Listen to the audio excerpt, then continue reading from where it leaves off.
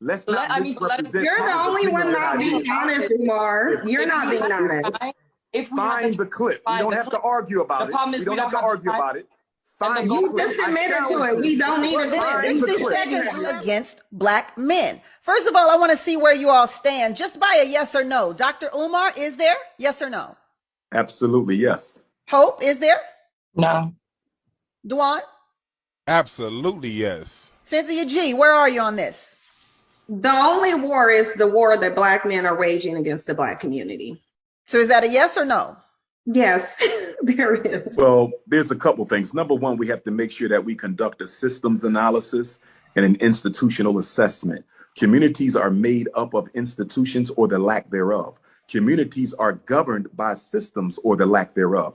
Let us be very clear about something. This fratricide, this black on black crime that so many of our brothers are engaging in, let us remember, Irish did the same thing. Italians did the same thing. European Jews did the same thing. And in the 1930s and 1940s, the United States government decided to upgrade them to white status, and in so doing, gave the Italians control of the fire departments in the black community, gave the Irish control of the police departments in the black community, and gave the European Jewish immigrants control of the civil service municipal jobs that they still control in many city centers today. The point that I'm making, Tammy, is that America gave Southern European immigrants an economic stimulus package. Before they gave that economic stimulus package to Jews, Irish, and Italians, they were doing the exact same thing black men are doing today, selling drugs, breaking the law, running in gangs, killing one another. But the government intervened and aided them. The reason black male pathology is still going on 30, 40, 50 years later is there has been no resolution, there have been no solutions, and there have been no governmental intervention. With that being said, I'm not waiting on the government to solve the problems of black men. We as black men have to unite, come together, organize, and solve our own problems. Just because we can admit that the government introduced pathology into the black community, we can still take full responsibility for ending it ourselves. Hope, I see you nodding.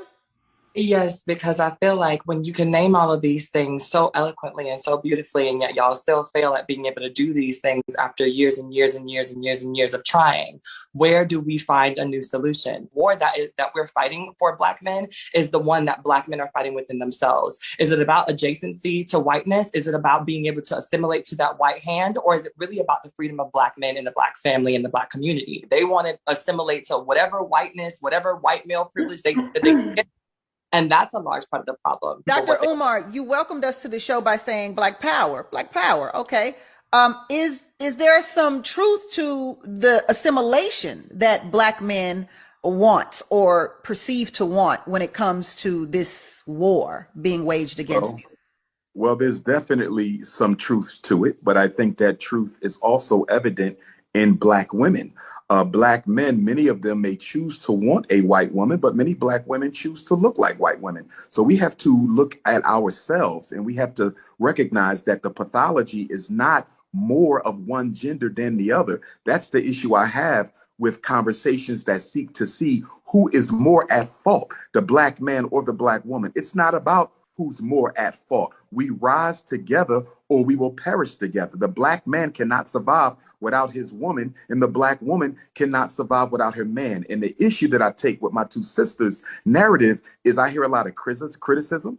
I hear a lot of condemnation, but I don't hear any empowerment. I don't hear any solutions coming from either one of them. It appears as if that there is a hatred towards black men by those sisters. Even when they said, why are we going back to 1960? Let's stay in 2022. That is so immature and irresponsible of a statement. As a psychologist, when a client comes into my office, the first thing I perform is a history on their depression, a history on their suicide, a history on their anxiety. When you go see the medical doctor, he performs a history. When you go buy a home, they perform a history. When you go purchase an automobile, they perform a history on that automobile. But when we talk about the problems that affect black males, we're supposed to look at it in a vacuum. We're not supposed to put it in a historical context. And with that being said, the language and the narrative that's coming out of the mouth of these two black women is one that I think the white power structure would endorse because it totally absolves them of any responsibility for the hell black men catch in this country.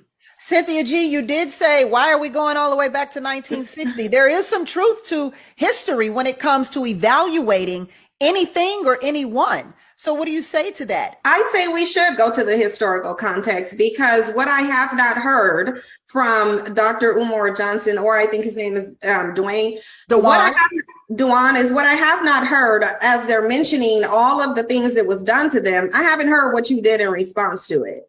So I would like to know, what did you do in response in history, other than go to the Supreme Court and petition to have access to the men's women that you're complaining and accusing of disenfranchising you? See, because in the 1960s, what Black men were really doing, and it's been documented, many civil rights leaders have admitted to it, what Black men were doing is chasing the white man's woman, trying to so-called stick it to him by way of going to their women. What you should have been doing is trying to get liberation for yourself. What you should have been trying to do is get that foot off your neck. But see, the foot is not on your neck. And the only time you recognize it being on your neck is when you want to get away with doing something that you think white men are getting away with doing. Because let's just be real. Whenever we hear about this war against Black men, it's usually being brought up when there's a Black man like R. Kelly, Bill Cosby. We see Trey Songz going through it, Ari Spears,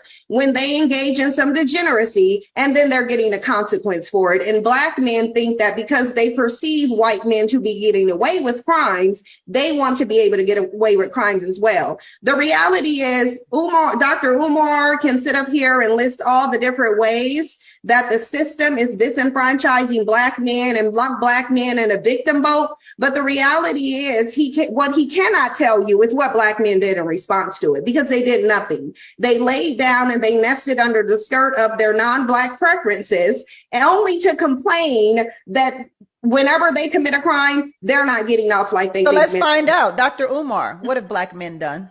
Well, number one, again, I think that it is such a shame, coming from a psychological perspective, that we seek to heal our wounds as a people by relying on unprofessional testimony by individuals who have a vendetta against the opposite gender in their community. When you hear Sister Cynthia speak, you can hear a hurt and a pain and a hatred towards Black men. We cannot find an effective solution to Black male-female relationship issues or the oppression of Black men or Black women when the people at the table having the conversation have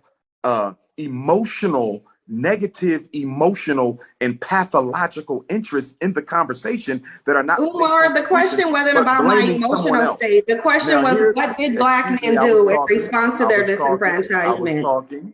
Yeah, because you're trying to pathologize my emotional state, not knowing that I'm a psychologist too. But what you're not doing is telling us what Black men did. I believe he'll get there, Dr. Umar. May I finish? Dr. Umar. And I'll end it quickly, Sister Tammy. According to Mrs. Cynthia G., Dr. King was assassinated because he was doing nothing. Malcolm X was assassinated because he was doing nothing. Medgar Evers was assassinated because he was doing nothing. Fred Hampton was assassinated because he was doing nothing.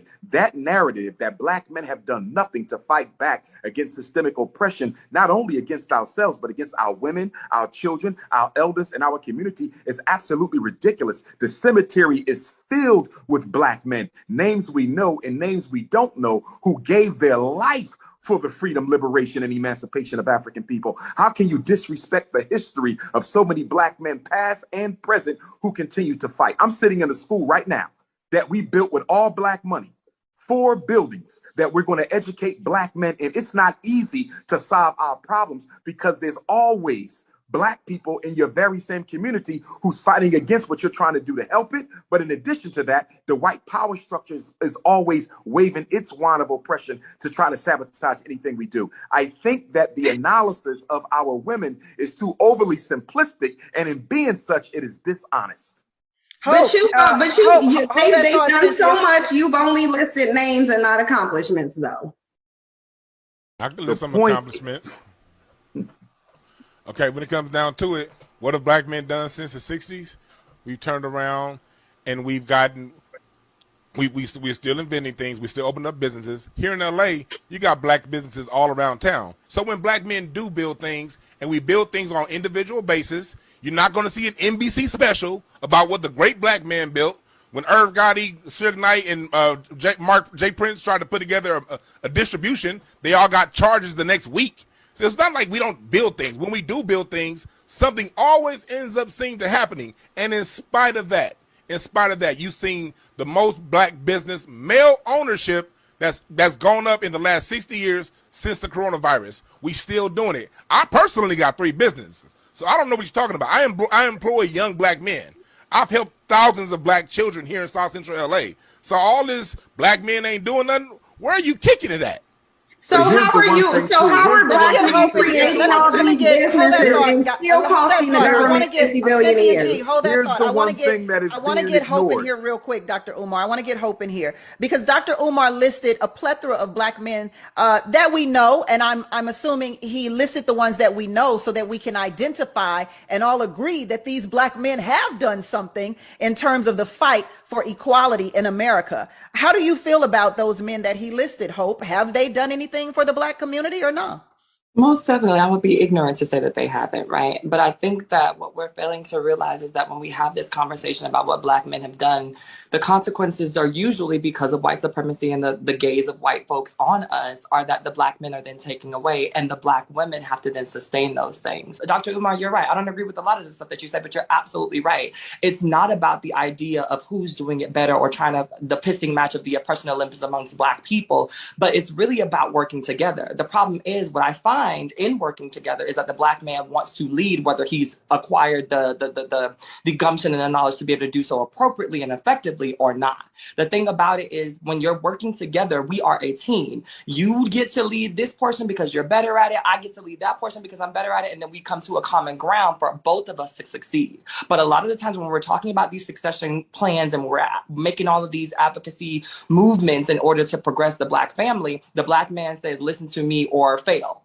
Right? As if black women have nothing to contribute to that. And I think that that's where the problem is. That's where the discourse needs to happen is how do we work together so that black men understand that we are meant to work side by side and not with me following you with my head down and saying, yes, that's our master. Because that is me being subservient to you in a way that I might not want to do, especially considering if you do not have the credentials, the know-how, the wherewithal, or the lived experiences to lead me in a way that I might be better suited to do in this point of our journey. And Dr. Umar. Well, first of all, I do not endorse any kind of a second-class citizenship role for black women. I believe black women have as much to offer as do black men. So I'm not sure who the queen is referring to because I am not a misogynist and I do not support that type of narrative that said the black woman's position is only to have children and to prepare food. But at the same time, I think black women have to look at themselves because although white supremacy has been the greatest enemy of the progress of black men, you would also have to argue that black women have probably been the greatest accomplice to supporting the white power structure in their destruction of black males, i.e. the conversation we're having right now, where 2 intelligent black women have yet to indict white supremacy for the role that they play in the destabilization of the lives of black men. Is white supremacy responsible for any of the black man's plight at all? Absolutely, it exists. And black men have worked in tandem with white supremacy since they've come in contact with it. And this is why I say in the black community, we have very disingenuous, very dishonest discussions, especially when it's regarding black men, because we do have a black male worshiping culture. So what we do within that culture, and DrUmarJohnson is showing it today, is absolve black men from any accountability for what they've done. Number one, we wouldn't be in a system of white supremacy had it not been for black men. So if you want to go all the way back to history, then let's go back to history when black men were selling their own people into white supremacy. Let's go back into history when 16 years off the plantation, black men were worried about a war being waged on them. They were worried about getting access to white women. That's what you were worried about. And it's interesting. There's a reason why I feel like Umar focused mostly on me and Hope's attitudes, and it's because he can't accurately answer the question. He mentioned names, not accomplishments. And the reason being is because I think he mentioned those names specifically because the accomplishments of those people don't have to be explained. Right, but those accomplishments are also accomplishments that I've heard Umar Johnson speak negatively about, specifically the civil rights movement and how damaging it was to Black people. But now he wants to sit here and say the very people who accomplished that were accomplishing something beneficial when, in his own opinion, that wasn't beneficial and did more harm to the community than good. So I think that because we're having such a dishonest discussion where Black men don't want to take accountability for what they've done, they want to be the victims of society, but then they want submission from the women. The bottom line is I'm not willing to deflect from the fact that, number one, Black men are the greatest non-white contributors to white supremacy. Let's just be real. White supremacy couldn't even exist without Black men's compliance. They're always uplifting whiteness, biracial children, and trying to assimilate. And that's why I went back to the notion of the only time Black men truly feel like there's a war against them is when they feel like they're being punished for something white men do. At the end of the day, y'all dropped the ball. You're blaming white supremacy on your failures. We already know there's oppression, but Black women are double oppressed. We have more barriers to face. You have male privilege in a patriarchal system and you can't even get it right. Well, Dr. Umar, I think we all know your stance on interracial marriages. Absolutely, but let me also so please acknowledge what the rest of what Cynthia G has said. Absolutely. I'm not sure where Sister Cynthia took history class, but if you know anything about the transatlantic slave trade was a European enterprise. It was not an African enterprise. I'm talking about the sub-Saharan slave trade. You should go look into it. Excuse me. You address me. May I finish? Go look into the sub-Saharan slave trade where Black men are trading their women and children for alcohol and tobacco. I don't want a monologue. May I finish? Go ahead, Dr. Umar. The transatlantic slave trade was a European enterprise. It was not an African enterprise. Although there were some chiefs who participated in it, by no means did they control the direction and extension of the transatlantic slave trade. So that's number one. Number two, Black men resisted enslavement, not only on the shores of Africa, but right here in America. We celebrate Nat Turner, Denmark Vesey, Gabriel Prosser. There's literally hundreds of documented attempts by African men to liberate not only themselves, but their women and their children. So to act like we just sat there and we're complicit in our own oppression is absolutely ridiculous. The other point I want to clarify for your information, Cynthia G, you've never, ever heard me condemn the civil rights movement. The good Reverend Dr. Martin Luther King Jr. is a hero of mine. And despite me being a Pan-African nationalist, I take issue with other Black nationalists who do want to dismiss Dr. King's accomplishment. The civil rights movement was necessary because it removed a psychological scar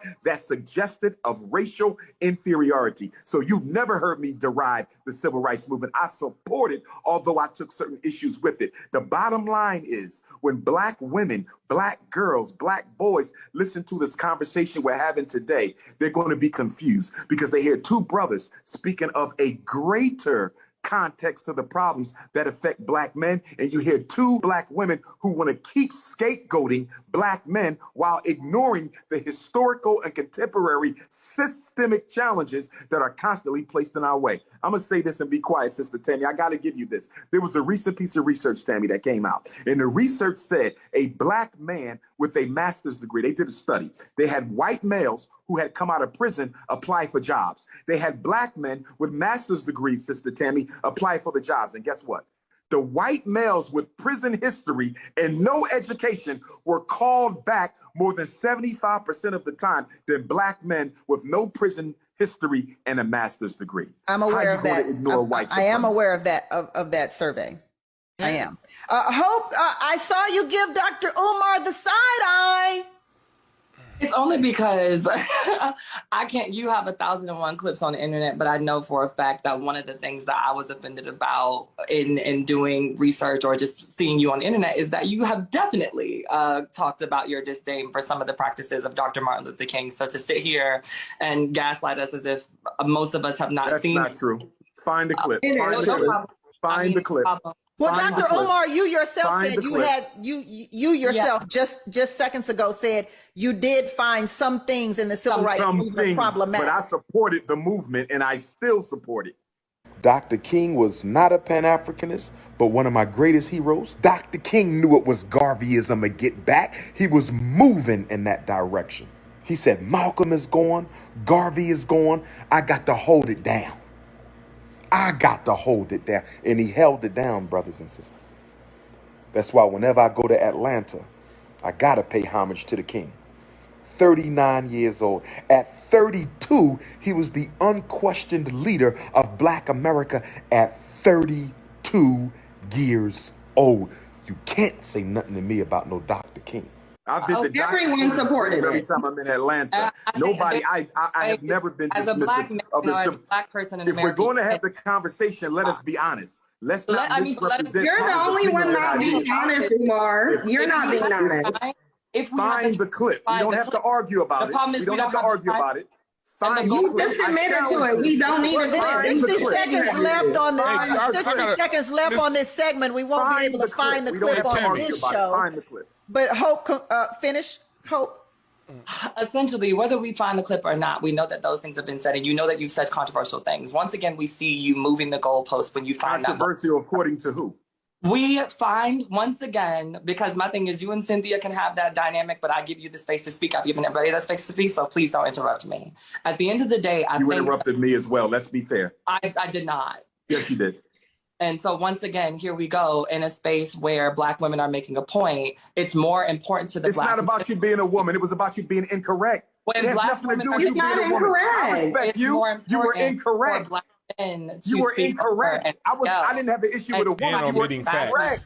Well, let's all breathe in, breathe out, and I'll take a commercial break. All right? She said something that was We'll take a commercial break. He's not incorrect. To wrap this up on the business of being Black. They hate Black men. That's the problem. One of the problems with the conversation, not with you, Tammy, but the responses, they're so individualized.